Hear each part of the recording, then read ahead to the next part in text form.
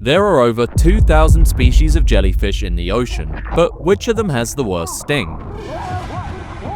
From venom that can't even get past your skin, to stings that will cause you to go into full cardiac arrest in seconds.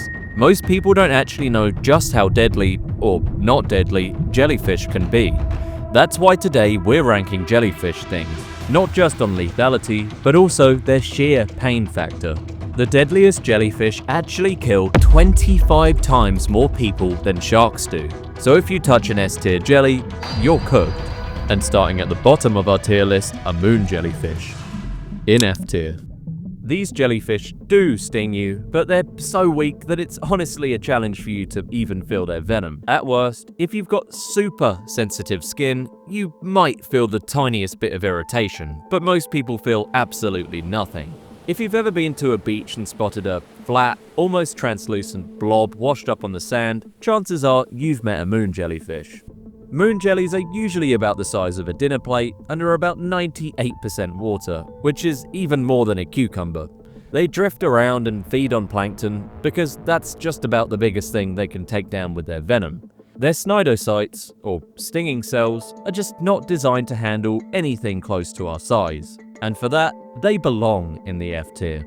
Up in D tier are jellies that you'll definitely feel, but don't have venom that's very threatening. You'll probably get a rash or a bit of a burning sensation. At the bottom of this tier is the jellyfish that can sting you without even touching you.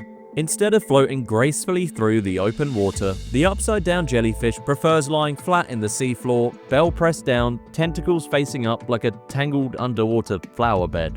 And since it clearly doesn't like moving that much, it came up with a very unique defense system to protect itself called grenade mucus. It contains specialized, mobile stinging cell structures that explode like a grenade and protect the jellyfish without direct contact. Experts even tested it by releasing a bunch of brine shrimps in its mucus cloud, and within 60 seconds, almost all shrimps were killed. But pain-wise, against us, its single sting is barely there. If you brush against one, you'll feel a mild prick at best. The real problem begins when they gather in groups and release stinging mucus into the water, creating a kind of itchy cloud. Swim through it and you'll come out scratching, but again, nothing life-threatening.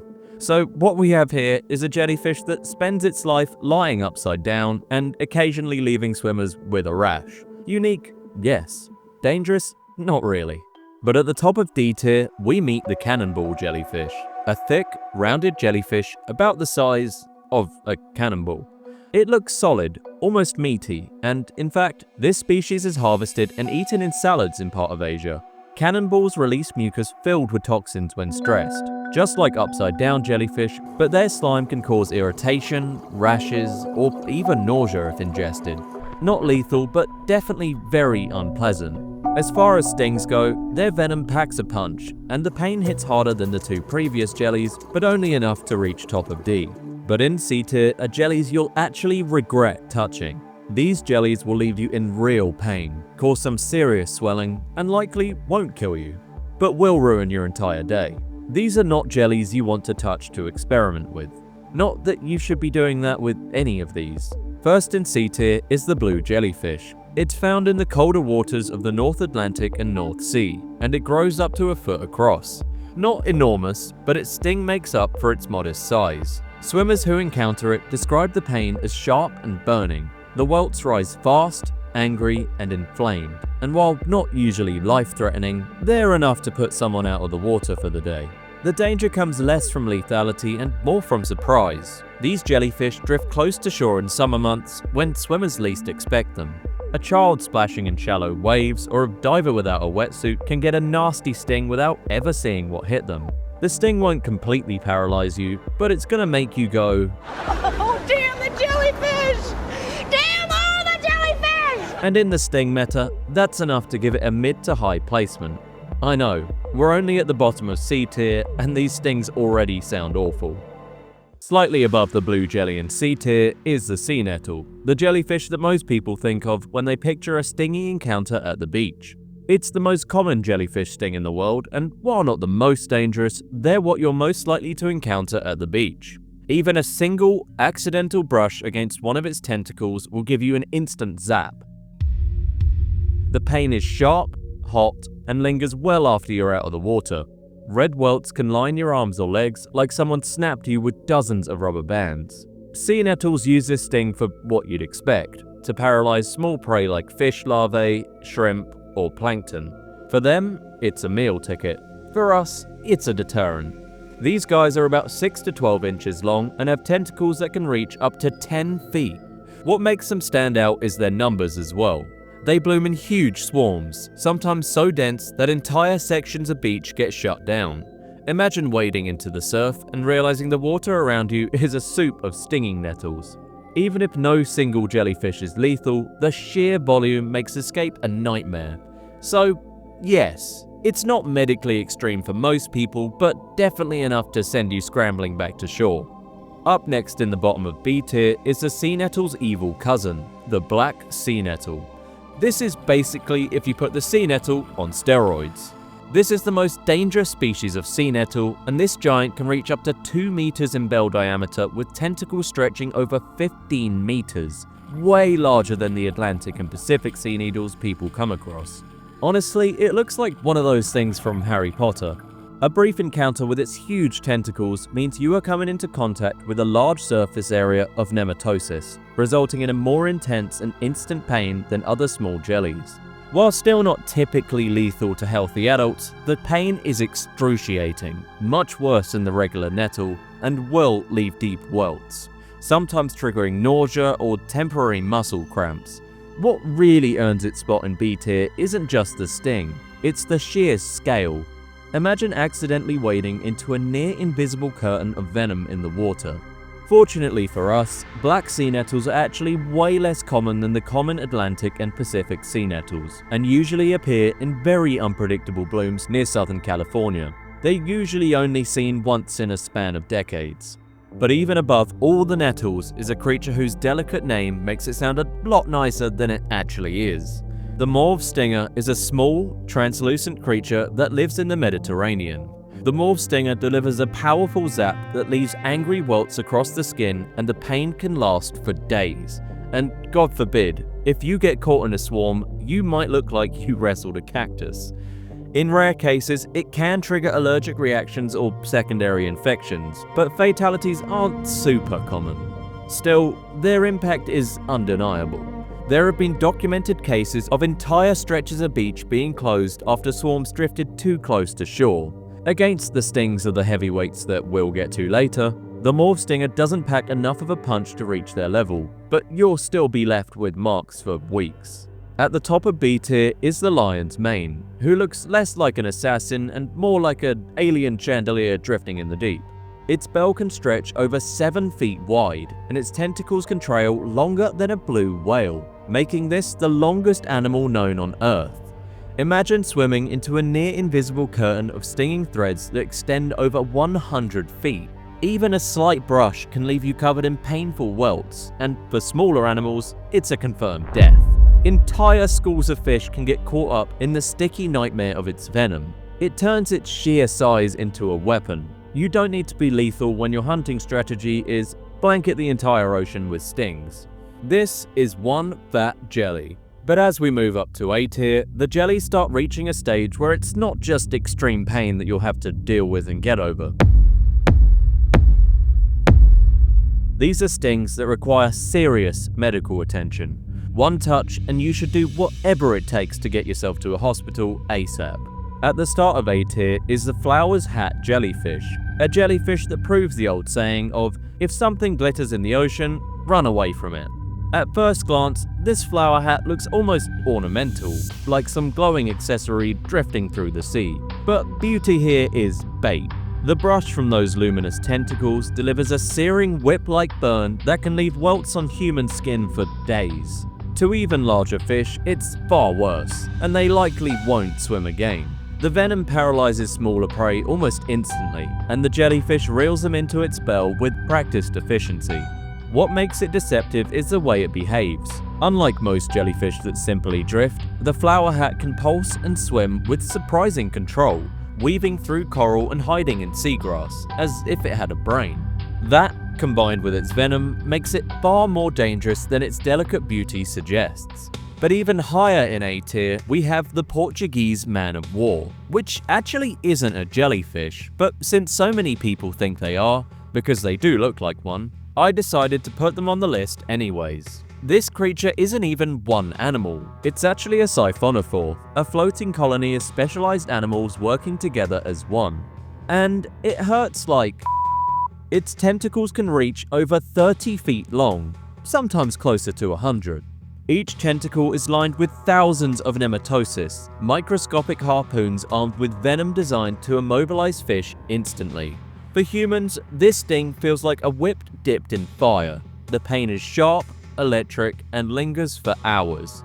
Victims often walk away with long red welts stripping their skin, a reminder to not cross paths with one again. But things get unsettling when a single tentacle wraps around you multiple times. Each contact injects more venom, raising the pain from unforgettable to unbearable. In rare cases, if enough venom enters the bloodstream, it can trigger allergic reactions or even cardiac arrest. This is not common, but it's definitely not impossible either. This may not always kill you instantly, but there is a chance. Another part of the risk is drowning from getting wrapped in so many tentacles. But the scariest part, you don't have to be in the water to get stung. Detached tentacles, broken free from the main colony, can wash up on beaches. Still loaded with venom, they could strike anyone unlucky enough to step on them barefoot. These fake jellies don't even swim. They just drift, as its giant floaty called the pneumatophore just lets it bob around in the water. If there was a world war between fish, these would be their landmines. At the top of A tier is the heaviest jellyfish in the world.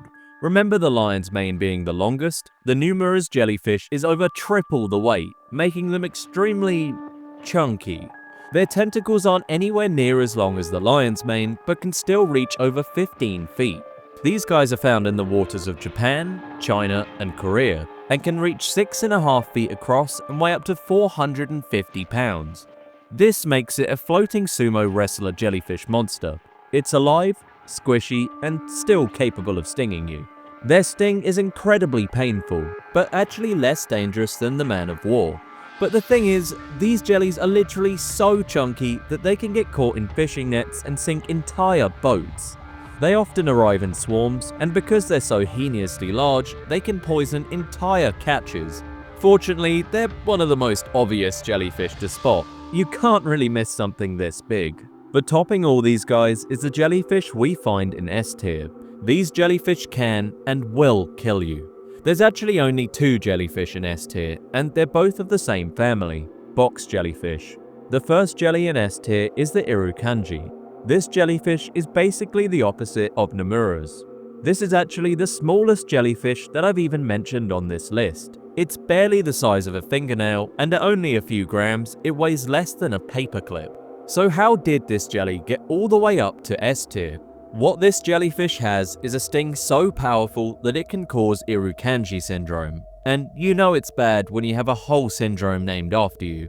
This condition is so agonizing that victims describe it as pure torture. The pain from a sting from an irukandji will spread through your entire body, not just at the point of contact. It causes blood pressure to soar, intense nausea, vomiting, and even hallucinations. You'll be wishing that you got stung by every jelly in all the tiers below combined. Some of its victims don't survive. Most do if they can get to a hospital fast enough, but wish they hadn't. Doctors who have treated this syndrome report patients begging for them to put an end to their misery. Painful doesn't describe the irukandji syndrome well. Still, fewer than 100 confirmed fatalities have been recorded in the past century by it.